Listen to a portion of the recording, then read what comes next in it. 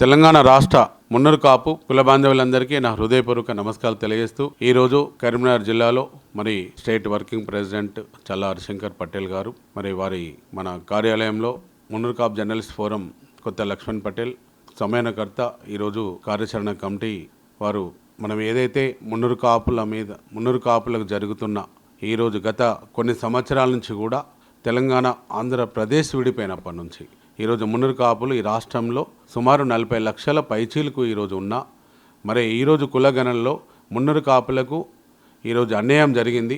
13 లక్షలు చూపించినారు.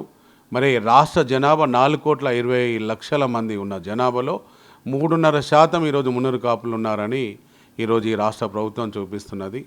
మరి దీనిలో మొన్న ఒక 15 రోజుల క్రితము పెద్దలందరూ రాజకీయ ప్రతినిధులందరూ అన్ని పార్టీల్లో ఉన్న వాళ్ళందరూ కూడా ఒక ముఖ్య సమావేశం ఏర్పాటు చేసి మనకు మున్నరు కాపుల జరుగుతున్న అన్యాయం పైన అందరం పార్టీలకు అతీతంగా అందరం కూడా ఈరోజు మనం ఉనికి కోల్పోవాల్సిన పరిస్థితి వస్తుందని ఆ రోజు పెద్దలు మరి కేంద్ర హోంశాఖ సహాయ మంత్రి బండి సంజయ్ గారు, ఆ రోజు మన పార్లమెంట్ సభ్యులు, మరి మా మున్నరు కాపు సంఘం తెలంగాణ రాష్ట్రం గౌరవ అధ్యక్షులు వద్దిరాజు రవిచంద్ర గారు, రాజ్యసభ సభ్యులు, మరి రాజ్యసభ సభ్యులు కోవా లక్ష్మణ్ గారు, మరి ఇంకా గంగుల కమలాకర్ గారు, మాజీ మంత్రివర్యులు, కరీంనగర్ నియోజకవర్గం సాధన సభ్యులు వారు, మరి ఇంకా దానిలో మా మున్నరు కాపులలో మాజీ ఎమ్మెల్యేలు, మంత్రివర్యులు ప్రతి ఒక్కరు, మరి 33 జిల్లాల మన అధ్యక్షులు, కుల బాంధవులందరూ పాల్గొని ఒక సమావేశంలో మరి త్వరలో ఒక పెద్ద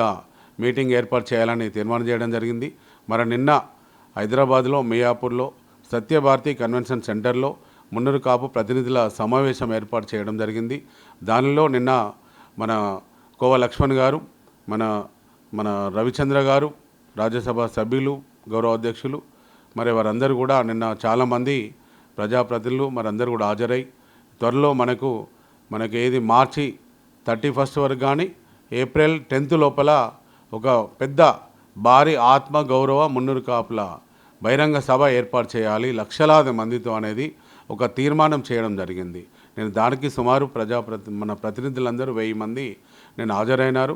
త్వరలో కూడా మనకు 33 జిల్లాల్లో అందరిని పిలుచుకొని ఒక డేట్ నిర్ణయం చేసి మన పెద్దలందరూ కూర్చొని ఒక కోఆర్డినేషన్ కమిటీ ఏర్పాటు చేయడం జరిగింది.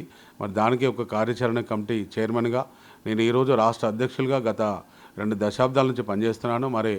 మరి నాకు కార్యాచరణ కమిటీ చైర్మన్గా మళ్ళీ అవకాశం ఇచ్చినారు.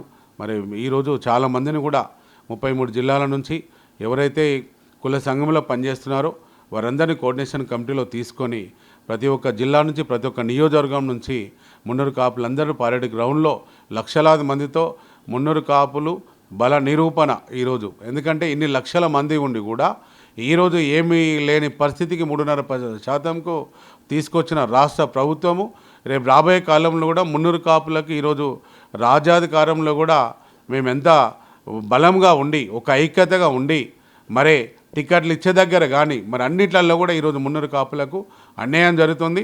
మాకు కూడా ఈరోజు గత 10 సంవత్సరాల నుంచి కూడా ప్రతి ఒక్క బీసీ కులాలకు ఏదో ఒక రూపంలో పథకాల రూపంలో 1,000 కోట్ల రూపాయలు గౌరవ బీసీ కులస్తులకు ఇచ్చినారు. మున్నరు కాపు కులస్తులకు మాత్రము అప్పుడు కానీ ఇప్పుడు కానీ మొండి చేయి చూపిస్తున్నారు. ఈరోజు అయితే మరి ఆ పరిస్థితిలో ఈరోజు మేమంతరం కూడా పెద్ద సభ ఏర్పాటు చేసి మేము ఉన్నాము, ఈ రాష్ట్రంలో ఎన్ని లక్షల మంది ఉన్నామని తెలియజేసేందుకు మున్నరు కాపుల ఆత్మగౌరవ సభ బహిరంగ సభ ఏర్పాటు చేయడం జరుగుతుంది.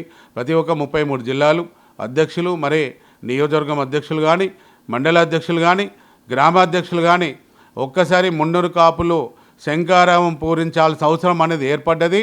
ఒక్కరోజు పరేడ్ గ్రౌండ్లో మన బల నిరూపణ కోసం మహిళలు, యువకులు, మేధావులు, ఉద్యోగస్తులు, డాక్టర్స్, ఇంజనీర్స్, మున్నరు కాపులో ప్రతి ఒక్క కులంలో పుట్టిన బిడ్డ దాదాపుగా అందరూ కూడా పాల్గొనాలి.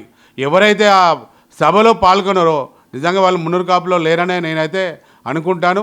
ఎందుకంటే మరి ధైర్యం చేసి ఇన్ని రోజుల నుంచి పనిచేసి మున్నరు కాపునికి కోల్పోతున్నప్పుడు మనము బలంగా రాజ్యాధికారంలో మనం రావాలి. అన్ని పథకాల్లో మనం ఇలా పేదరికంలో ఉన్నాము. మనందరం కూడా ఎంతమంది ఉన్నారు ఈరోజైతే మీరు చూడండి.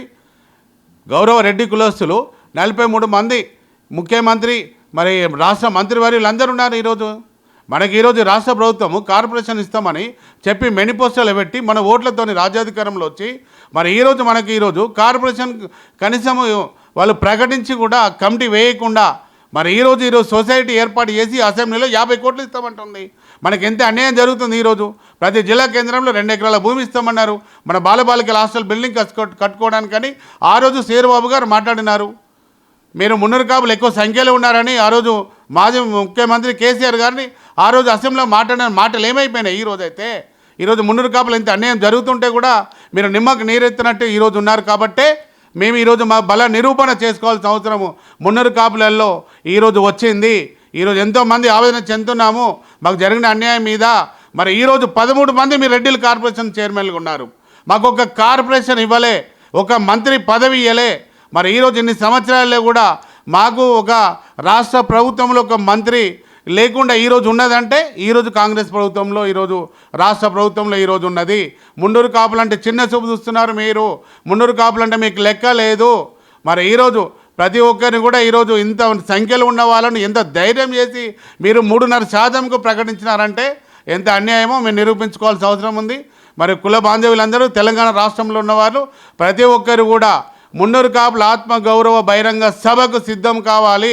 ప్రతి ఒక్కరు కూడా కార్యాచరణ కమిటీ మళ్ళీ పెద్దలందరూ కూర్చొని ప్రకటించిన తర్వాత ప్రతి ఒక్కరు కూడా మనకి విజయవంతం చేసుకోవడానికి కోసం కృషి చేయాలని ప్రతి ఒక్క మున్నూరు కాపు బిడ్డను ఈరోజు నేను కోరుచున్నాను. జై మున్నూరు కాపు, జై జై మున్నూరు కాపు.